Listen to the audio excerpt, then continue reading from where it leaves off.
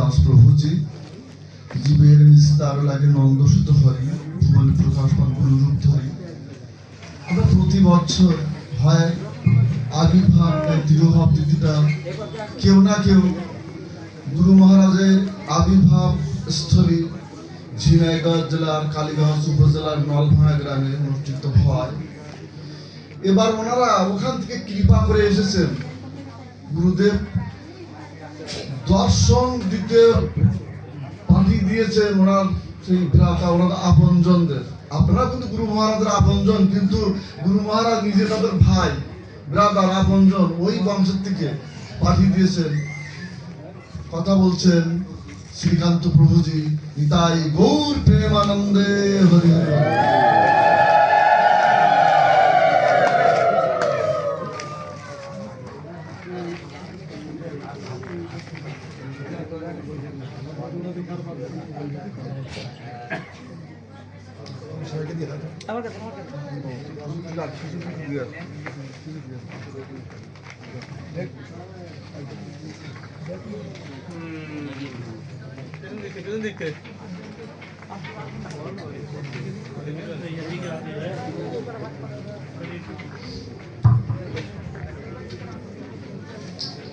মুখং করতি বাচলং পুঙ্গুং লঙ্ঘয়তে গিরিম যৎকৃপাতমহং বন্দে শ্রীগুরুদীনতারিণাম। নমো বিষ্ণুপাদায় গৌরকৃষ্ণায় প্রেয়সায় শ্রীমতে ভক্তি সর্বস্ব গোবিন্দেতি নামিনে গৌরীয়াচার্য রূপায় ভক্তি সিদ্ধান্ত সমবেত রূপানুগরশঙ্কায় নাম্নি গুরুদেবায় তে নমঃ। পঞ্চকল্পতরুভ্যশ্চ কৃপা সিন্ধুভ্যেব চ পতিতানাং পাবনেভ্যো বৈষ্ণবেভ্যো নমো নমঃ। নমো মহাপদন্নায় কৃষ্ণ প্রেম পদায়তে কৃষ্ণায় কৃষ্ণ চৈতন্য নাম্নে গৌরধীশে নমঃ।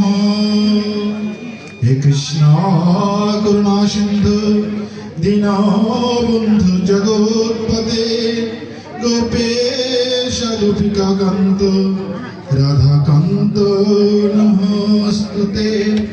তপ্ত কাঞ্চন গৌরাঙ্গী রাধে বৃন্দাবনেশ্বরী বিশ্বভানুসুতে দেবী প্রণমামি হরি প্রিয়ে। বৃন্দায় তুলসী দৈবায় প্রিয়ায় কেশবশ কৃষ্ণ ভক্তি পদে দেবী সত্যবতায় নমো নমঃ। শ্রীকৃষ্ণ চৈতন্য প্রভু নিত্যানন্দ শ্রী অদ্বৈত গদাধর শিবসাদি শ্রী গৌরভক্তবৃন্দ। হরে কৃষ্ণ কৃষ্ণ কৃষ্ণ হরে হরে, হরে রাম রাম রাম হরে হরে। গুরু বৈষ্ণব ভগবান তিনি স্মরণ হয় সর্ববিঘ্ন বিনাশন।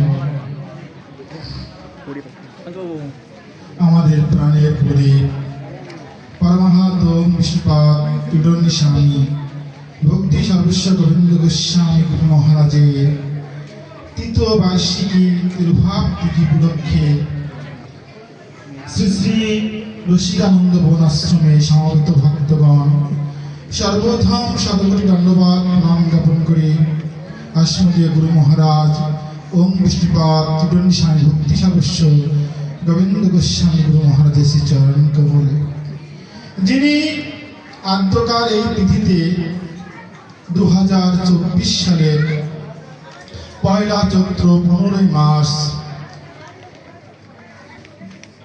ষষ্ঠী তিথিতে সকাল 10টা 1 মিনিটে ভারতীয় সময়, বাংলাদেশ সময় 10টা 31 মিনিটে তিনি এই জাগতিক মায়ার জগৎ থেকে পরমার্থের সন্ধানে তিনি চলে গেছিলেন।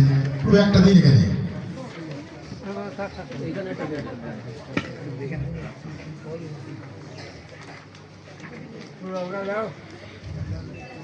যস্য প্রসাদ ভগবৎ প্রসাদ, যস্য প্রসাদন্ন গতি গুরুতয়োপি দয়াস্তম্ভ যশস্তি সন্ন্যাম বন্দে গুরু শ্রী চরণারবিন্দম। যে আমাদের প্রাণের গুরুদেব, যাকে আমরা পেয়েছিলাম তাকে হারিয়েছিলাম এই দিন, এই বেদনাদায়ক দিন, এই কষ্টের দিন আমরা অনেকেই মানতে পারি না। তথাপিও আবির্ভাব এবং তিরোভাব এর মধ্যে অনেকেই আমরা পার্থক্য করতে পারি বা অনেকেই করি না। বৈষ্ণবের আবির্ভাব এবং তিরোভাব উভয় পূজ্য, মান্য এবং মহোৎসব। কেন একজন বৈষ্ণবের কখনো মৃত্যু হয় না। যিনি কৃষ্ণময় তার কখনো মৃত্যু হয় না, তার কখনো সমাপ্তি হয় না, শেষ হয় না। গুরুদেবের আদর্শ, গুরুদেবের নীতি, গুরুদেবের কথা কীর্তন যে সমস্ত আমরা শ্রবণ করেছি, সেগুলো যদি আমরা মননশীলতায় রাখতে পারি তাহলে সর্বদাই গুরুদেব আমাদের সাথে থাকবে। গুরুদেব আমাদের মাঝে ছিলেন, আছেন, থাকবে। কিভাবে থাকবে? যদি গুরুদেবের আদর্শকে আমরা ধারণ করতে পারি।